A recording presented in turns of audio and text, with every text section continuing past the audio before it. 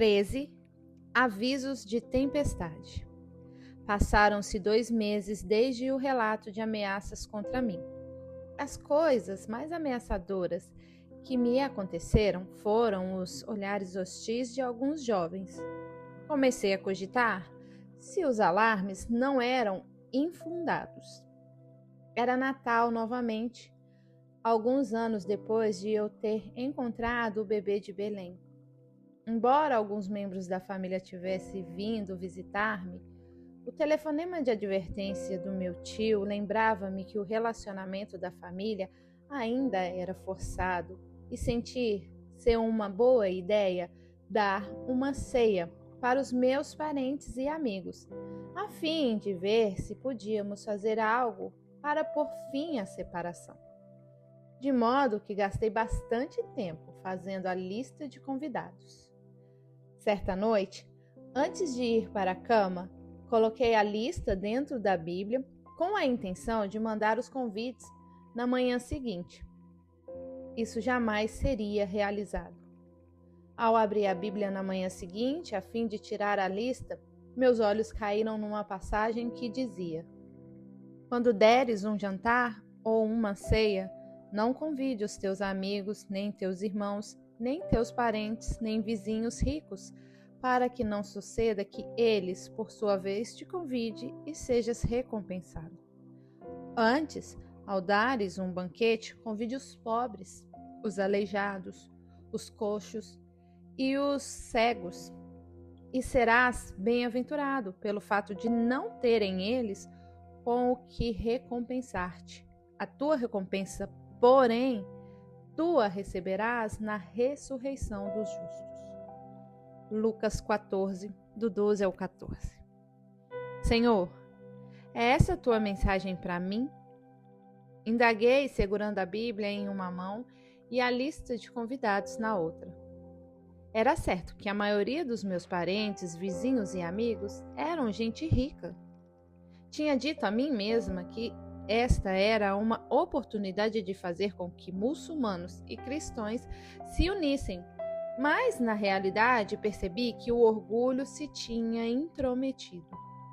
Eu queria mostrar à minha família que ainda tinha amigos na classe rica. Amarrotei a lista. Fiz exatamente o que a Bíblia mandava. Preparei uma lista de viúvas, órfãos, pessoas desempregadas e pobres da aldeia e convidei-os a todos, inclusive os mendigos, para a ceia de Natal. Alguns convites eu mesma entreguei, outros dei para os meus criados entregarem. Notícia como essa viaja rápido. Logo, os meus criados vieram dizer que a vila inteira planejava comparecer à festa. Por um momento, fiquei preocupada. Toda aquela gente. Pensei nos tapetes persas fabricados à mão que havia encomendado recentemente para a sala de estar. Ora, pensei, eu podia erguer as coisas boas neste dia. E assim começamos a preparação. O entusiasmo de Mahmoud, que agora tinha 8 anos de idade, era contagioso. Ajudava-me ele a escolher presentes para as pessoas que viriam. Para os meninos, escolhemos camisas de lã. Para as meninas, vestidos de cores brilhantes. Peças de pano vermelha, rosa e púrpura para as mulheres. Pantalonas quentes para os homens. Panos de embrulhar e sapatos para as crianças. Meus criados e eu gastamos horas embrulhando os presentes e amarrando-os com fita prateada. Certo dia bateram à porta. Lá fora estava um grupo de mulheres de Wash. Queriam ajudar. Não é para ganhar dinheiro, Begum, disse a representante do grupo. Simplesmente queremos ajudá-la a preparar o jantar. Subitamente, a celebração havia se tornado um programa de comunidade. Para a decoração, pedi a uma família de oleiros que fizessem lâmpadas pequenas de barro ainda muito usada naquela parte do Afeganistão. Encomendei 500. Mandei as mulheres entrar e levei-as à sala onde estávamos fazendo pavios de chumaço de algodão. Enquanto trabalhávamos, surgiu a oportunidade de falar de Cristo. Ao colocarmos as lâmpadas nos lugares, por exemplo, contei-lhes a história das virgens loucas e das virgens sábias. O alimento foi outro projeto excitante. De novo, os aldeãs ajudaram-me a preparar doces típicos paquistaneses, amêndoas partidas e as deliciosas castanhas do Paquistão. Elas transformavam o papel prateado com tiras tão finas que poderíamos decorar com ele vários tipos de doces. Os aldeões começaram a chegar à casa no dia 24 de dezembro e continuaram vindo para o que se transformou num festival de uma semana. Que lindas eram as lâmpadas em cada canto da casa e ao longo dos guardas-mão, balustradas e as soleiras da janela. Mahmud divertiu-se muito brincando com as crianças da vila. Nunca tinha visto os olhos dessas crianças brilhando tanto, nem os de Mahmud. Risos e gritinhos enchiam a casa. De vez em quando Mahmud vinha pedir alguma coisa, dizia: "Mamãe, há mais 5 meninos lá fora. Será que eles podem entrar?" "É claro", ria eu, acariciando-lhe a cabeça, certa de haver mais crianças em nossa casa nesse instante do que existiam em toda a vila de Uash. Quando disse aos aldeões que Jesus nos havia instruído a tratar uns aos outros dessa maneira, sua reação foi: "Ele realmente andou com gente como nós?" "Sim", disse eu, "e hoje o que fazemos para ele, fazemos para os outros." Finalmente, quando as festividades se acabaram e pude deixar-me cair numa cadeira sem a preocupação de estar sentada numa criança adormecida, suspirei de contentamento, elevando os pensamentos a Deus. "É isso que o Senhor queria que eu fizesse?" E pareceu-me ouvir a resposta suave: "Sim."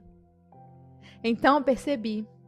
Tinha esquecido de suspender os novos tapetes persas. Entretanto, nem pareciam ter sido usados. Muitos dos pobres jamais se esqueceram daquela festa. Cerca de 1 mês depois, uma criada contou-me de um funeral em Uash. A esposa do mula local reclamava em voz alta que eu tinha errado em perder a fé. Alguém, entretanto, respondeu: "A senhora viu Begum Shahri ultimamente? A senhora fez alguma das coisas que ela tem feito desde que se tornou cristã? Se deseja aprender alguma coisa a respeito de Deus, por que não vai visitá-la?" Mas havia outro lado para a experiência também. Descobri que existiam forças em Uash que não viam a festa com bons olhos. Begum Shahid, um velho empregado que trabalhava no jardim, parou-me certo dia. Levando a mão à testa, disse: "Tem 1 minuto, por favor?" "É claro." "Begum Sahib, andam dizendo coisas na vila e acho que a senhora deve tomar conhecimento delas. Falam que a senhora se tornou um grande problema. E há os que dizem que devem fazer algo a seu respeito." "A meu respeito?" disse eu, não compreendendo. "Nem eu, Begum Sahib, mas achei que deveria informá-la." Comecei a receber advertências como essa, ora quase seguidas, ora com intervalos de meses, mas com regularidade crescente no ano seguinte. Era como se o pai estivesse tentando preparar-me para uma época de dificuldades vindoura.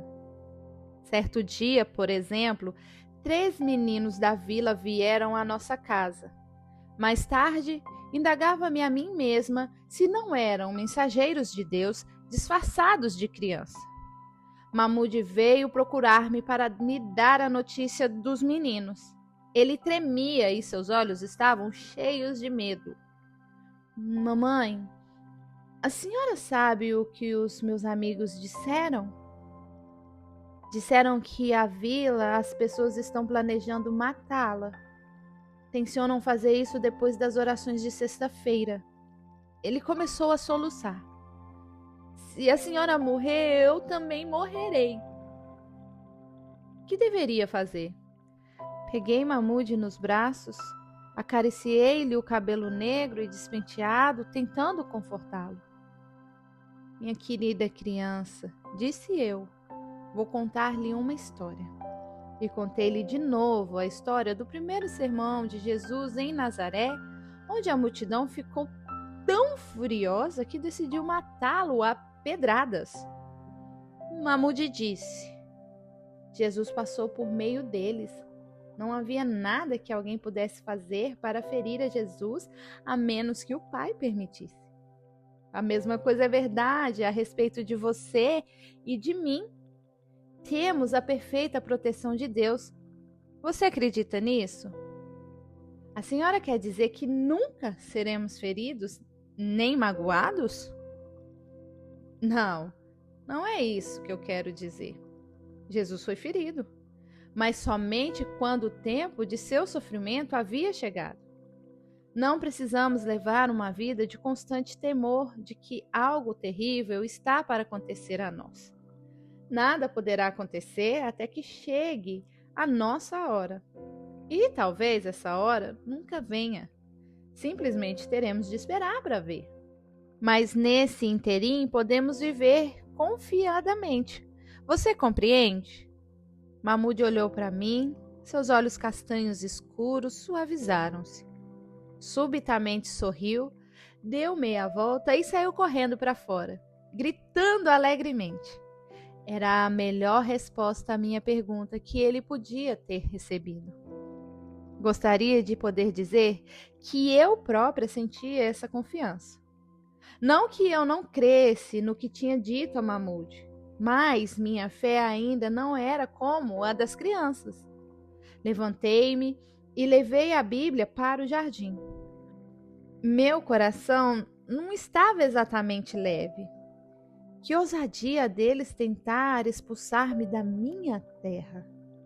O clima outonal era seco e revigorante, e andando lentamente ao longo do caminho, podia ouvir ruídos de peixes pulando no pequeno riacho e chamados de pássaros ao longo.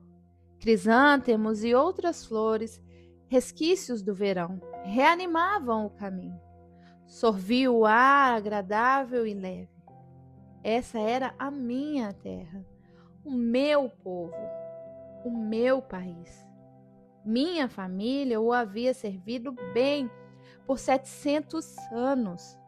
Esse era meu lar e eu não podia deixá-lo e não o deixaria. Entretanto, acontecimentos totalmente fora de meu controle estavam sendo preparados. Acontecimentos que não prometiam bons resultados à minha determinação teimosa de permanecer em meu lar. Em dezembro de 1970, 4 anos depois de minha conversão, houve eleições no Paquistão e parecia que o Partido do Povo levaria a melhor. Isso não era exatamente boas novas para mim. Nenhum de meus amigos influentes pertenciam a este partido.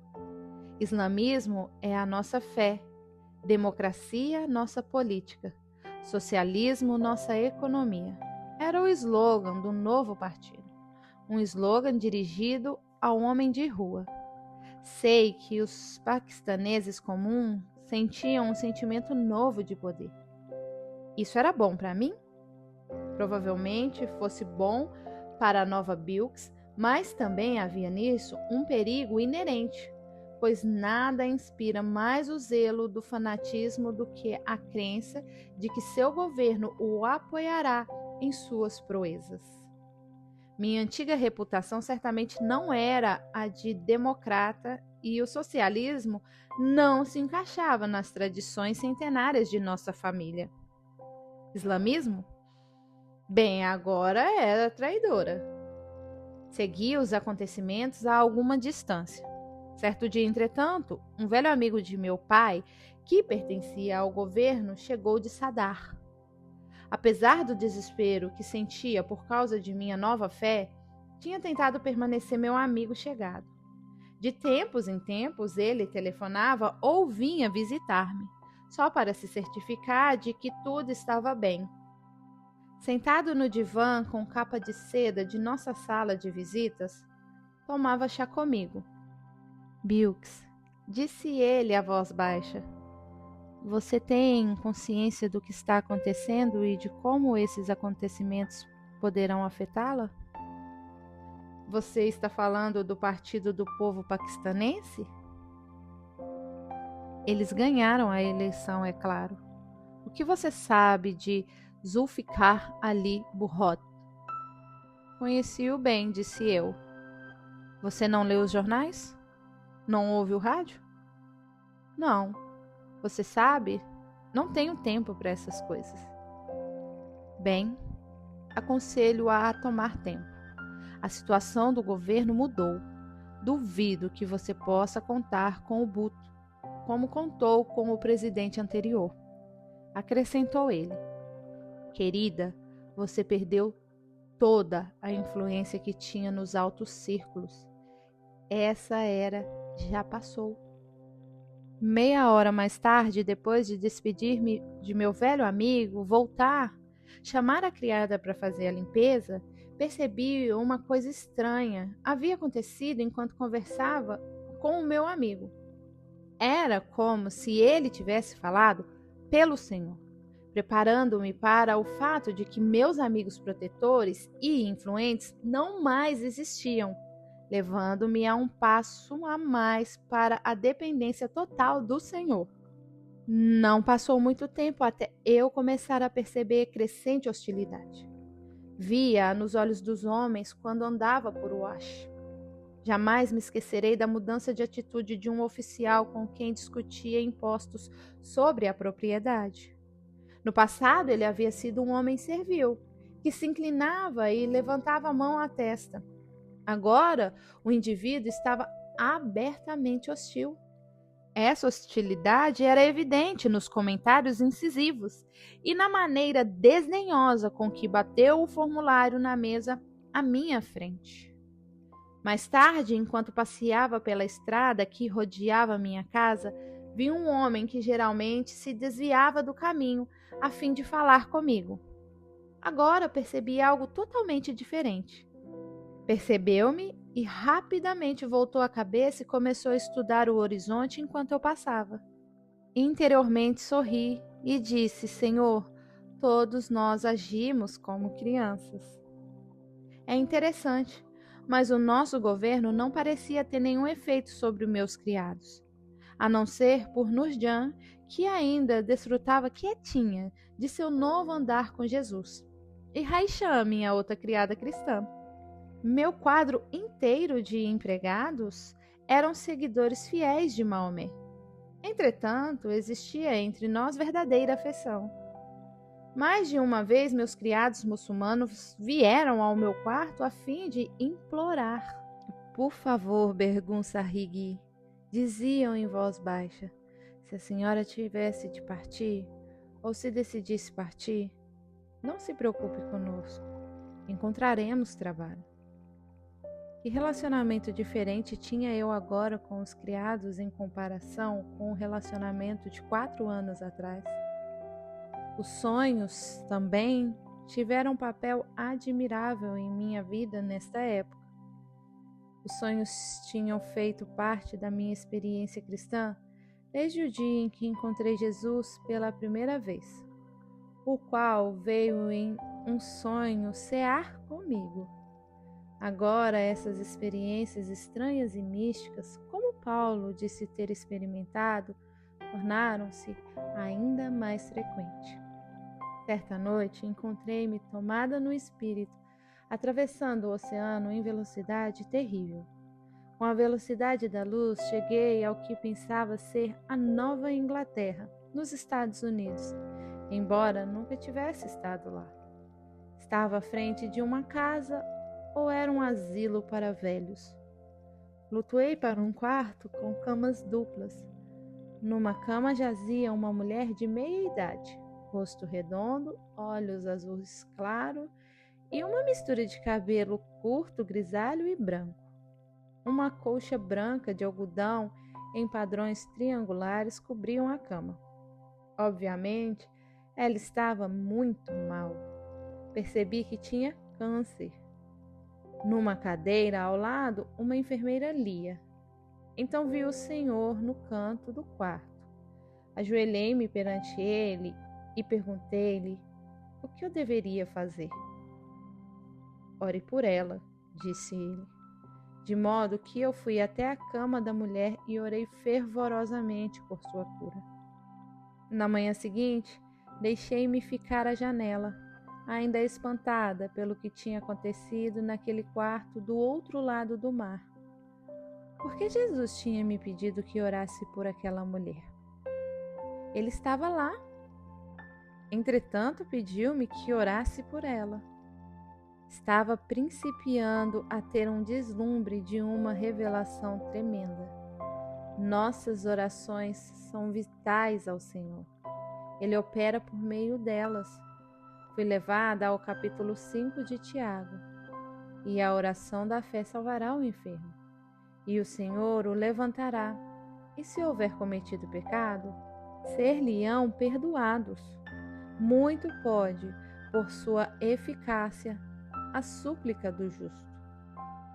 Nossa oração, pois, liberta esse poder para a pessoa por quem suplicamos. Outra vez tive uma visão de estar embarcando num navio. A prancha de embarque levava a um quarto. Cristo estava em pé neste quarto. Ele parecia estar me dando instruções. Então desci a prancha. Ao pé dela, uma senhora vestida com roupas ocidentais, saia e blusa, esperava por mim. Aproximando-se, ofereceu-me o braço e saímos.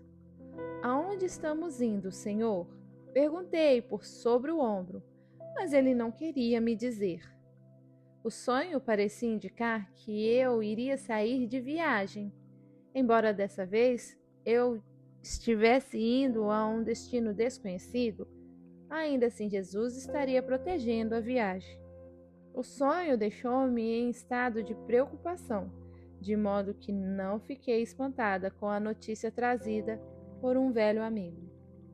Em março de 1971, alguns meses depois de Booth ter tomado o poder, recebi uma visita de Yaquibo, um amigo que trabalhava para o governo.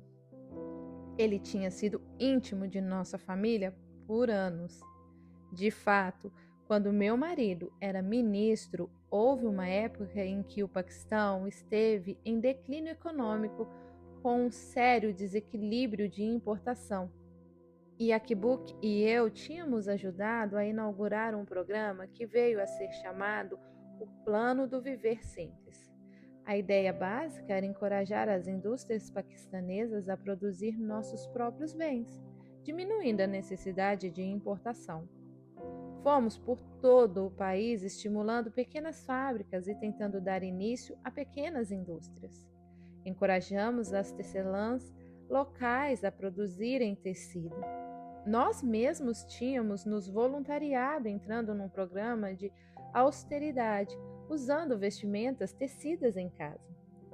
Tudo correu bem, pois o plano de viver simples foi um grande sucesso.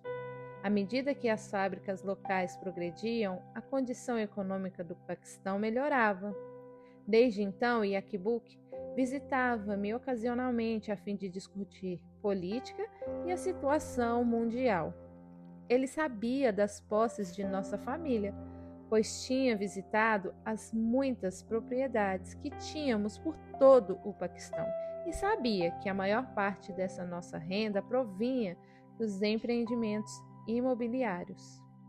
Bilks, disse ele em tom de desculpa, tenho conversado com amigos e... O assunto de sua situação financeira foi trazido à baia. Você já pensou em vender um pouco de suas terras?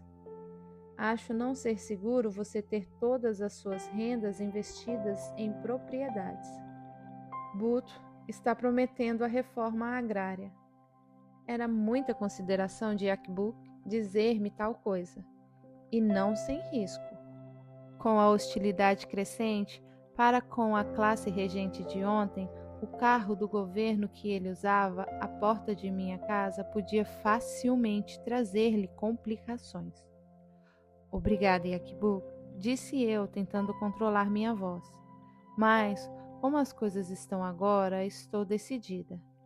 Nada, de modo algum, me forçará a mudar. Eu estava dizendo uma coisa infantil, é claro. A velha Bilks, com sua maneira imperiosa e teimosa, estava aparecendo. Entretanto, era uma atitude que não surpreendeu meu amigo de modo algum. Eu já esperava por isso, Bilks, disse Yakibuk, passando a mão pelo bigode e sorrindo. Ainda assim, pode chegar o dia em que você deseje sair do Paquistão. Se precisar de ajuda, se esse dia chegar, meu bom amigo, certamente me lembrarei de sua oferta. Outro sonho, dessa vez de Raishan, geralmente tão reservada. Oh, Begum Sheikh! Exclamou minha criada, ajoelhando-se ao pé do divã no qual eu estivera sentada naquela noite fria que me encontrei com o Senhor. Tive um sonho horrível. Posso contá-lo à senhora? É claro. Escutei com atenção. Raishan contou-me que no seu sonho alguns homens maus haviam entrado na casa e me haviam feito prisioneira. Lutei com eles, exclamou ela. Gritei, Begum, corra! E no sonho vi-a correr para fora da casa e fugir. Os olhos escuros de Raishan estavam úmidos de lágrimas. Era eu quem tinha de confortá-la, mas para mim isso não era difícil. Nas palavras que disse, descobri conselhos que eu mesma deveria prestar atenção. Minha querida, disse eu, o Senhor tem me falado muito ultimamente a respeito da possibilidade de eu ter que fugir. E isso pode acontecer. A princípio recusei-me a crer, mas agora estou começando a duvidar. É possível, disse eu, levantando-lhe o queixo pálido e sorrindo, que eu precise partir. Mas se tiver de ir, será no tempo do Senhor. Estou aprendendo a aceitar isso. Você acredita em mim? A pequena criada ficou em silêncio e então disse: Que maneira maravilhosa de viver, Begum Sahib. É de veras, e é a única maneira. Nada mais está sob o meu controle. Embora eu realmente acreditasse em tudo o que dissera enquanto a criada saía do quarto, descobri que não controlava minhas emoções tão bem como parecia. Fugir? Correr? Eu? A série de mensagens tipo experiências começaram a suceder mais rapidamente no outono de 1971. Certo dia, Nurjan veio a mim esbaforida e tensa de emoção. O que é, Nurjan? Disse eu, enquanto ela começava a escovar os meus cabelos com a mão tremendo. Ó Begum Sahib, soluçou Nurjan, eu não quero que a senhora seja ferida. Ferida por quê? Nurjan enxugou os olhos, contou-me que seu irmão, seu próprio irmão, tinha ido à mesquita no dia anterior e havia escutado um grupo de homens dizendo que finalmente havia chegado a hora de fazer alguma coisa contra mim. Você tem alguma ideia do que eles planejam? Não, Begum Sahib, disse Nurjan, mas estou com medo. Não somente pela senhora, mas pela criança. Uma criança de 9 anos de idade? Eles não se atreveriam. Begum Sahib, esse já não é o país que foi há 5 anos atrás, disse Nurjan seriamente, tão diferente de sua natureza geralmente borbulhante. Por favor, tenha cuidado. E de veras, algumas semanas mais tarde, algo aconteceu. Tinha sido um dia tão lindo. O outono estava no ar. A monção havia passado e o tempo era fresco e seco. Nada tinha acontecido por vários dias e comecei a pensar que, afinal de contas, estávamos vivendo numa idade moderna. Era 1971, não 1571. As guerras santas eram coisas do passado. Subi ao meu quarto para o meu período de oração. Subitamente, sem saber por quê, senti um impulso fortíssimo de pegar Mahmoud e correr para fora de casa. Que coisa tola! Mas o impulso era tão definido que corri pelo corredor, acordei Mahmoud e, sem explicar nada, empurrei a criança, ainda meio adormecida, e protestando, corredor abaixo. Ainda me sentindo ridícula, desci correndo as escadas, abri as portas e corri para fora. No instante em que cheguei ao terraço, senti o cheiro acre de fumaça. Alguém deveria estar queimando galhos de pinheiro. Tínhamos uma regra que vinha de longa data de que ninguém tinha permissão para queimar lixo em minha propriedade. Fui à procura do jardineiro e, ao rodear a casa, estaquei horrorizada. Empilhado contra a casa estava um monte de galhos secos de pinheiros em chama. A labareda crepitante subia rapidamente pelo lado do edifício. Gritei. Os criados vieram correndo. Logo, alguns corriam ao riacho com baldes e traziam-nos cheios de água. Outros desenrolaram a mangueira do jardim e jogavam água nas chamas. Mas a pressão da água era pouca. Por um instante parecia que o fogo ia pegar na madeira saliente sobre o telhado, que começava a soltar fumaça. Não havia jeito de jogar água naquela altura. A única maneira pelo qual poderíamos evitar que a casa se queimasse era apagar as próprias chamas. Corremos contra o tempo. Os 10 criados formaram uma fileira até o riacho e começaram a passar baldes de água de uma pessoa para outra, entornando-o às vezes com pressa. Todo mundo trabalhou arduamente por meia hora. Finalmente as chamas foram dominadas. Estávamos de pé em círculo ao redor do fogo, suando e tremendo. Alguns minutos mais e a casa teria pegado fogo, sem a possibilidade de salvamento. Percebi os olhos de Nurjan. Ela estremeceu de leve e assentiu com a cabeça. Eu sabia exatamente o que ela estava pensando. A ameaça havia se cumprido. Olhei para as traves de madeira com as pontas negras de carvão, para as manchas de fuligem nas paredes brancas da casa. Agradeci ao Senhor nada mais ter acontecido e tremia ao pensar no que poderia ter acontecido se eu não tivesse sido levada para fora em tempo. Uma hora mais tarde, depois de a polícia ter vindo investigar, tomar notas, interrogar a mim e aos meus criados, estava eu de novo sentada em meu quarto. Apanhei a Bíblia para ver se o Senhor tinha alguma coisa especial para me dizer. Um versículo parecia saltar das páginas. Apressa-te, refugia-te nela, pois nada posso fazer enquanto não tiveres chegado lá. Gênesis 12, 22. Abaixei o livro e, olhando para cima, disse: tudo o que o Senhor precisa fazer agora é me mostrar a maneira pelo qual o Senhor deseja que eu parta. Será fácil ou será difícil? E acima de tudo, Senhor, disse eu. Dessa vez, as lágrimas enchiam-me os olhos. E o menino? Ele pode vir também? O Senhor tem me tirado tudo? Isso também inclui a criança? Certo dia, 6 meses mais tarde, em março de 1972, o Senhor falou comigo de novo, mediante a outro sonho. Raichan veio a mim com os olhos transbordando de preocupação. Begum Sahib, disse Raichan, o cofre de dinheiro é seguro?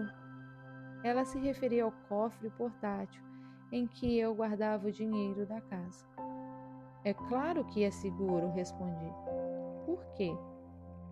Bem, Raichan explicou, obviamente tentando controlar a voz. Tive um sonho na noite passada no qual a senhora ia de carro em uma viagem longa. Levava o cofre. Sim, disse eu. Isso não era coisa incomum, pois muitas vezes levava o cofre comigo nas viagens. Mas o sonho era tão real, insistiu Raichan. E a parte triste é que enquanto a senhora viajava, algumas pessoas tentaram roubar o cofre. Ela tremia, e uma vez mais tive de confortá-la, assegurando-a de que a perda do dinheiro levar-me-ia para uma dependência ainda mais íntima de Deus. Depois de ela ter voltado ao trabalho, fiquei pensando no sonho. Seria ele profético? Estaria ele dizendo-me que minhas finanças seriam tiradas? Estaria eu em breve completamente às minhas custas, correndo para o desconhecido sem apoio financeiro? Esses foram dias espantosos. 2 meses mais tarde, num dia quente de julho de 1972, uma criada veio anunciar a chegada do meu filho Khalid. Khalid, meu filho, ainda morava em Lahore. Por que fazer uma viagem especial, particularmente nesse calor intenso? O que era tão importante que não podia ter sido tratado por telefone? Khalid esperava-me na sala de visitas. Filho, exclamei ao entrar, é tão bom vê-lo de novo. Mas por que não telefonou? Khalid veio até mim e beijou-me. Fechou a porta da sala e, sem preâmbulos, lançou-se ao propósito de sua visita. Mãe, ouvi um rumor horrível. Parou. Tentei sorrir. Khalid abaixou o tom de voz e continuou.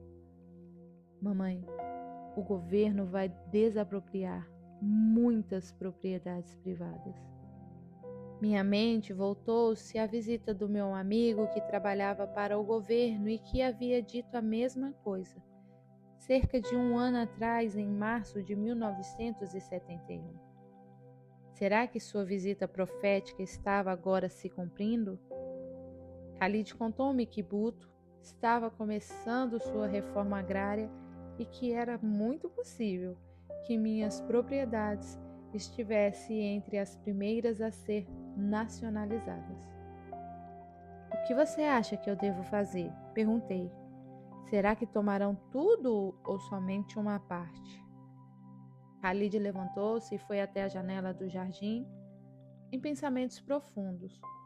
Voltando-se para mim, disse: Bem, mamãe, ninguém sabe.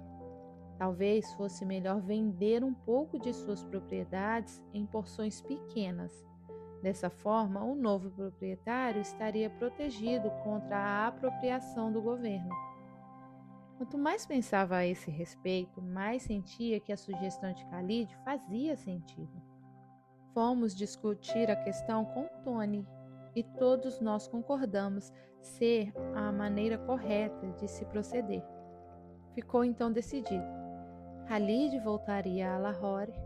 Iríamos encontrar com ele lá a fim de dar andamento aos papéis.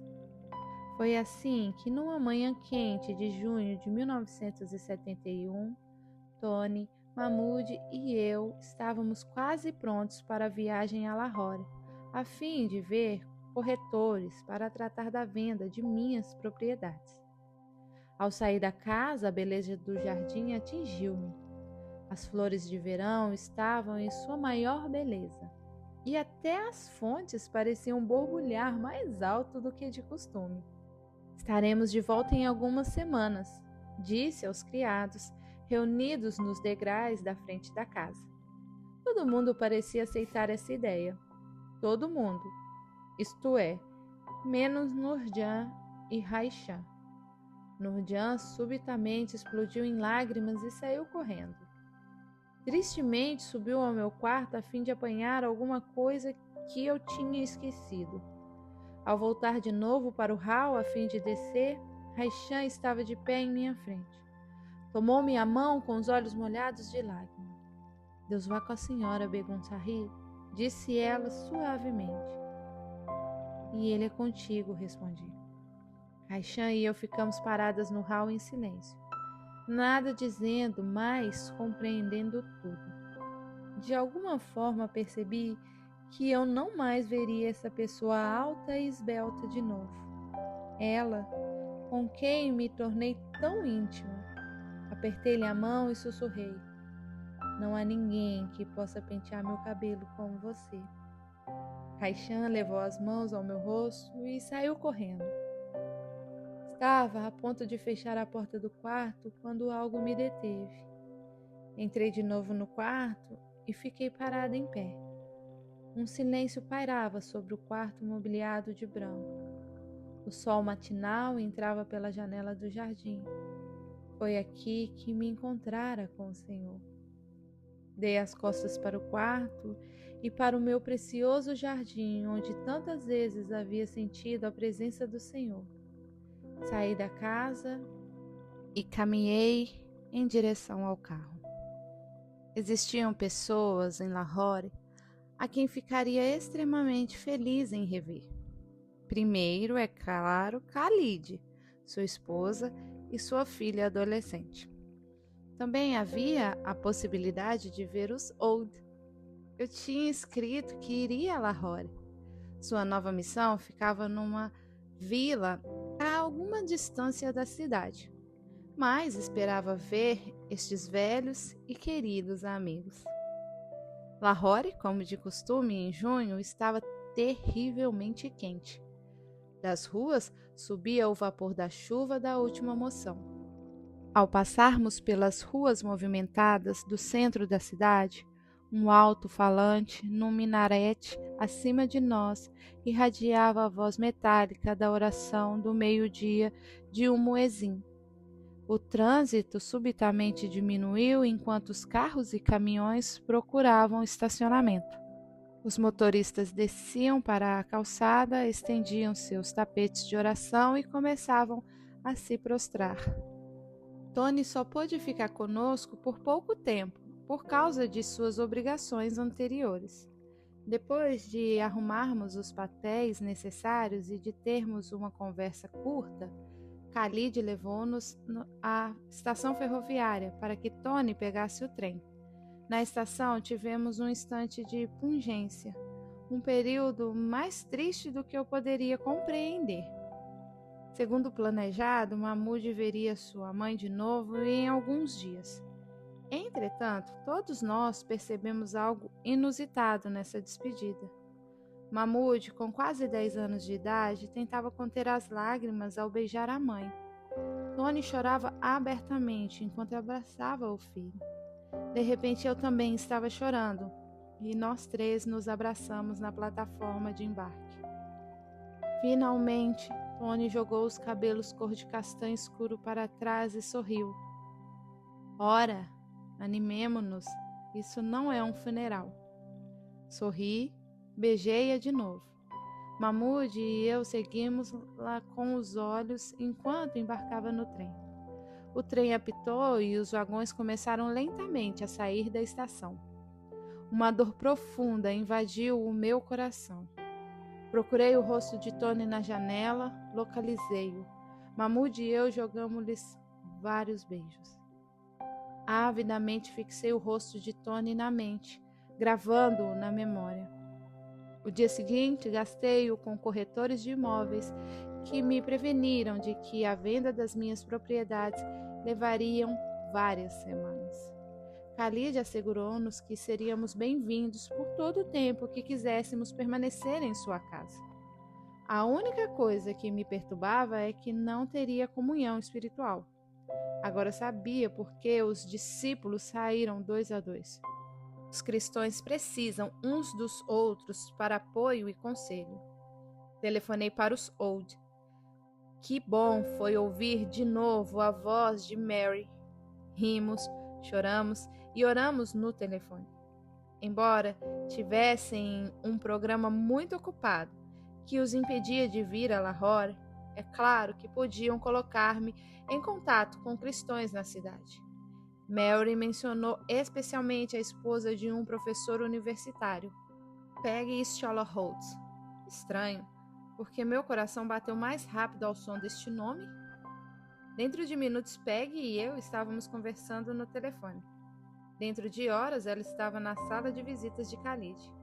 Ao ver-me, seu rosto transformou-se em sorriso.